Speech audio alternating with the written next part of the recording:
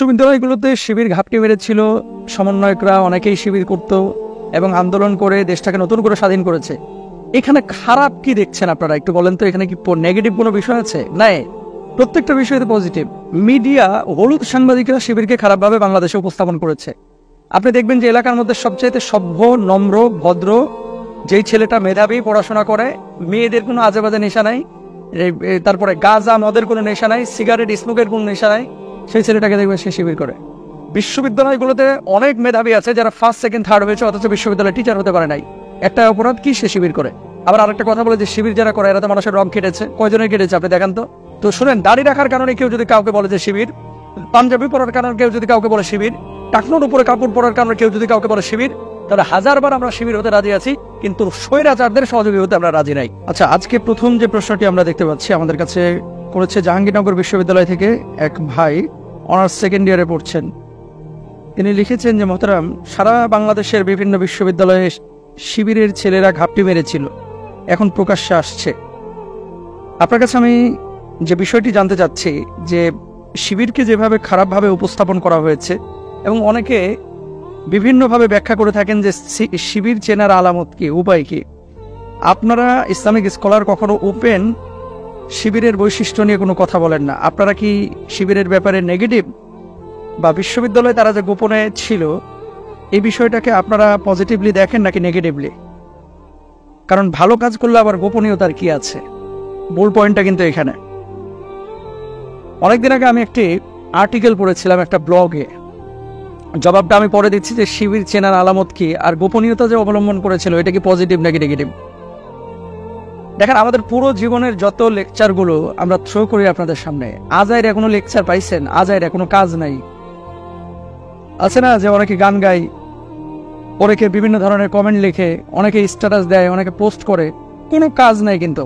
মানে এটা লক্ষ্য নয়, উদ্দেশ্য না। আমাদের যে স্পিচগুলো আপনারা ইউটিউবে, সোশ্যাল মাধ্যমে পান, এই স্পিচগুলো সাধারণত দেশ জাতির কল্যাণে কিন্তু আমরা পেশ করার চেষ্টা করি, দিনের স্বার্থে। এবার আসেন, আর্টিকেলটা পড়েছিলাম, সেখানে একজন ব্লগার, হয়তোবা মুক্তমনা বলে যাদেরকে আপনারা চিনেন, নাস্তিক টাইপের, সে লিখেছিল যে যখন দেখবেন যে কোনো বড় ভাই আপনার সাথে এসে হাত দিয়ে হাতে হ্যান্ডশেক করছে বা মুসাফা করছে, আপনারা হাতটা ছাড়তে যাচ্ছে না, ধরে নেবেন যে আপনারা শিবিরের দাওয়াত দেবে।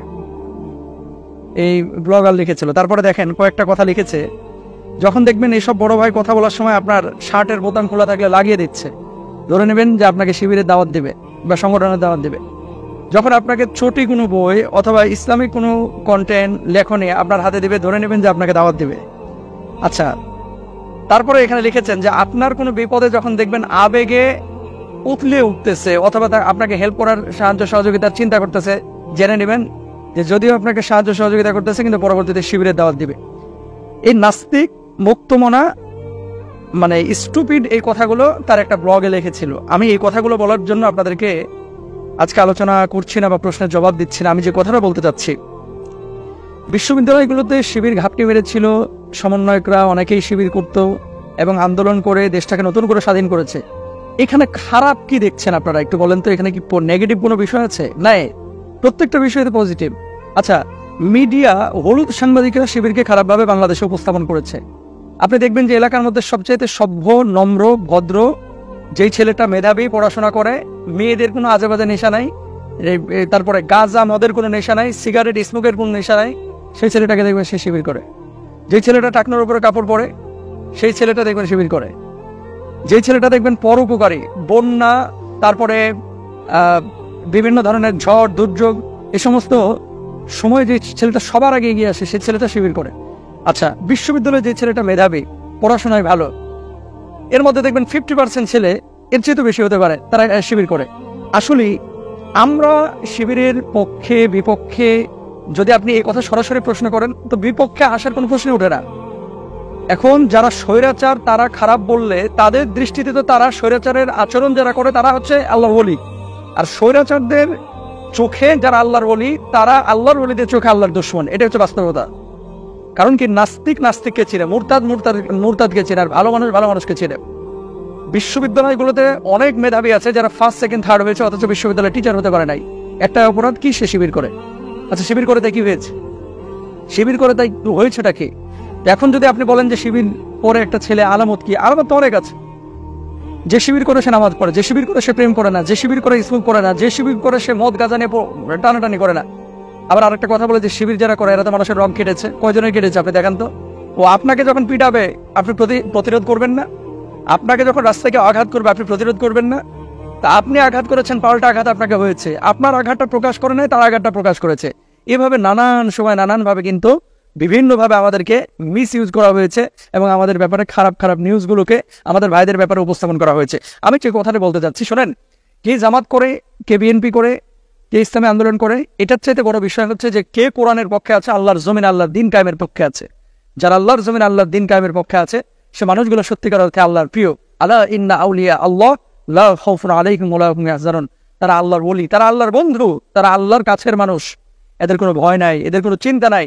সুতরাং এতদিন পর্যন্ত এই 15 বছর 20 বছরে যেভাবে মিডিয়াগুলো প্রসার করেছে শিবির মানে আক্রমণাত্মক, শিবির মানে হিংসাত্মক, শিবির মানে জিহাদি, শিবির মানে টেরোরিস্ট, এই সমস্ত বিষয়গুলো এগুলো মিথ্যা, এগুলো অসত্য, এগুলোর সাথে শিবিরের কোনো সম্পর্ক নাই।